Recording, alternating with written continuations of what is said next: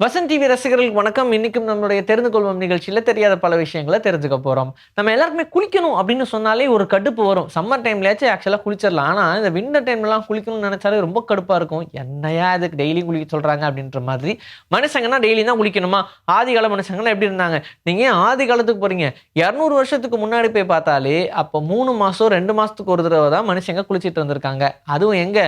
ரொம்ப அதிகமா வெப்பம் இல்லாத இடங்கள்ல இப்ப வரைக்குமே அத ஃபாலோ பண்ணிட்டு தான் இருக்காங்கன்னு வச்சுக்கோங்க. ஆனா அந்த டைம்ல உலகத்திலேயே உஷ்ணம் ரொம்ப கம்மியா தான் இருந்துச்சு அப்படின்னும், அதனால பெருசா யாருமே குளிக்க மாட்டாங்க. ஈவன் அதனால தான் பெர்ஃப்யூம் அப்படின்னு ஒரு விஷயத்தையே கண்டுபிடிச்சதாவும் சொல்றாங்க. பாடி ஆடர் வராம இருக்கிறதுக்கு, நம்மளுடைய கிளாத்ல ஸ்மெல் வராம இருக்கிறதுக்குன்னு எல்லாத்துக்குமே தனித்தனியா பெர்ஃப்யூம், பாடி ஸ்ப்ரே அப்படின்னு கண்டுபிடிச்சதுக்கான ரீசனே நம்மளுடைய பாடியில, காஸ்டியூம்ல எதுலயுமே பேட் ஸ்மெல் வரக்கூடாது அப்படின்றதுக்காக தனித்தனியா பெர்ஃப்யூம் ஒண்ணு, பாடி ஸ்ப்ரே ஒண்ணு அப்படின்ற மாரி கண்டுபிடிச்சாங்க. அதுக்கு மெயின் ரீசனே மனுஷங்க அப்ப குளிக்காம இருந்தது தான். நம்ம பாடியில இருக்கக்கூடிய ஏதோ ஒரு பார்ட்ல தனியா ஒரு கீறல் வந்துருச்சுன்னு வச்சுக்கோங்க. அதிலிருந்து பிளட் லீக் ஆக ஆரம்பிக்கும். அத கண்ட்ரோல் பண்றது ஒரு பெரிய ப்ராசஸ். ஏன்னா எல்லாராலயும் முடியாது. ஈவன் நம்ம ஹாஸ்பிட்டலுக்கோ, கிளினிக்கோ ரஷ் பண்ணணும் அப்படின்ற மாரியான ஒரு கட்டாயம் தான் இருக்கும். என்னதான் நீங்க பஞ்சு வச்சு துணியெல்லாம் போட்டு சுத்துனாலும் அது கண்ட்ரோலே ஆகாது. இதுக்காகவே கொரியால ஒரு மெடிசின் கண்டுபிடிச்சிருக்காங்க. அது ஸ்ப்ரே பண்ற மாரி. எப்படி நீங்க ஒரு ஒரு ஹீலிங் ஸ்ப்ரே எல்லாம் அடிச்சா உடனே உங்களுடைய மசில்ஸ்லாம் ரிலீஸ் ஆகுதோ, அதே மாதிரியான ஒரு ஸ்ப்ரே தான் அதுவும். அந்த ஸ்ப்ரே எங்க ப்ளீட் ஆகுதோ அங்க அடிச்ச அடுத்த செகண்டே அந்த பிளட் அப்படியே அது கிளாட் பண்ணிரும். ஈவன் அது full and full medically approved அப்படின்னு சொல்லியிருக்காங்க. அதனால நம்மளுடைய உடலுக்கு எந்த பிரச்சனையும் வராது. இது எல்லாருமே கேரி பண்ணிக்கலாம் அப்படின்ற மாரியான ஒரு விஷயமாவும், ஃபர்ஸ்ட் எய்ட் கிட்ல இதையும் ஆட் பண்ணலாம் அப்படின்ற மாதிரியும் யோசிச்சுக்கிட்டு இருக்காங்களாம். அது அங்க சக்சஸ் ஆன உடனே உலகம் முழுக்க எல்லா இடங்களுக்கும் டிஸ்ட்ரிபியூட் ஆக போகுது அப்படின்ற மாரியும் சொல்லியிருக்காங்க. நிஜமாவே இந்த ஒரு கண்டுபிடிப்பு அப்ரிஷியேட் பண்ண வேண்டியது தான். இந்த கண்டுபிடிப்பு மட்டுமா, கரப்பான்பூச்சிய கண்ட்ரோல் பண்ற விஷயத்தையும் கண்டுபிடிச்சுட்டாங்க. என்னது அப்படின்னு கேட்டீங்கன்னா, நம்ம எல்லாருமே இந்த ஆண்ட் மேன் படங்கள்லாம் பார்த்திருப்போம். அதுல ஆண்ட்ட கண்ட்ரோல் பண்ற மாதிரிலாம் பார்த்திருப்போம் இல்லையா?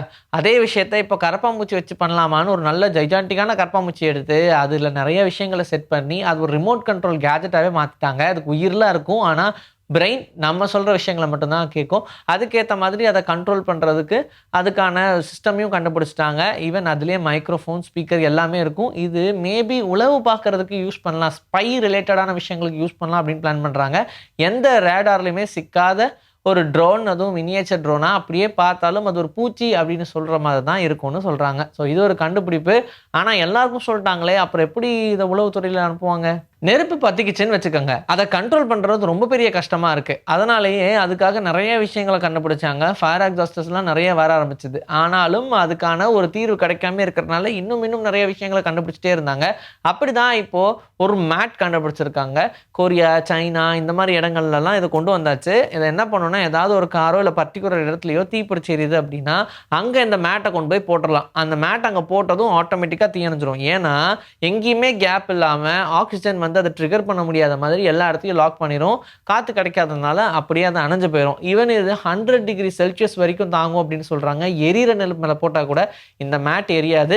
கிட்டத்தட்ட ஒரு 8 பேர்லேருந்து 10 பேர் கிட்ட இந்த மேட்ட தூக்கிட்டு போய் போடுறதுக்கு வேணும். ஆனால் தண்ணி இது எல்லாத்தையுமே நம்மளால சேவ் பண்ண முடியும் அப்படின்றது தான் இவங்களுடைய மோட்டோ. சைனால ஒரு வீட்டுக்கு வெளியே குரூப்பா இருந்த டாக்ஸ தூக்கிட்டு போயிட்டாங்க. ஏன்னு கேட்டா அங்க நாய்க்கறி ரொம்ப ஃபேமஸ் அப்படின்றதுனால கசாப்பு கடைக்கு குடுக்கறதுக்காக அந்த நாய்கள மொத்தமா தூக்கிட்டு போயிட்டாங்க. ஆனா பாருங்க அந்த நாய்கள் எல்லாம் தப்பிச்சிருச்சு. எப்படி நம்ம கார்ட்டூன்ல, ஹாலிவுட் படங்களெல்லாம் சித்தரிச்சிருப்பாங்களோ, அதே மாதிரி ரொம்ப இன்டெலிஜென்ட்டா எங்கேயுமே அது பிரிஞ்சு போகாம, ஒரே ஒரு டாகுடைய கண்ட்ரோல்ல எல்லாமே கிட்டத்தட்ட 14 கிலோமீட்டருக்கும் மேல டிராவல் பண்ணி அவங்களுடைய வீட்டுக்கே போயிருச்சு.